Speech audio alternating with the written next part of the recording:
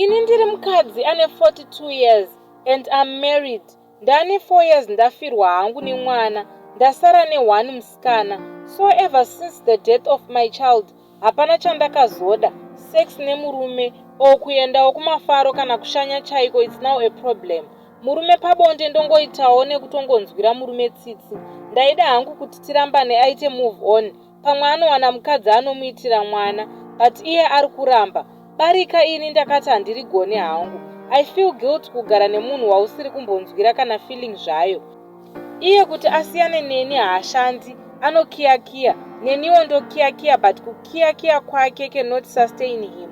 Haangatozorambi ari muHarare, anobva atoenda kumusha. So he is forced to stick with me. Ndinongoitawo sentine laki rekungowanawo mari.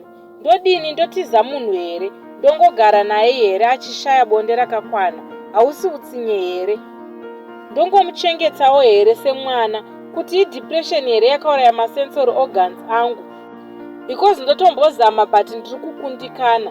Ndoitawo sei naye hama dzangu kuti ndikwanise kubatsirikana, kuti mafeelings angu aya adzoke, kana kuti ndosiya hangu munhu uyu oenda hake unotsvaga mumwe mukadzi. Manje ari kuramba, saka ndozviitawo sei? Ndibatsirewo vehama, ndiri panguva yakaoma chaizvo.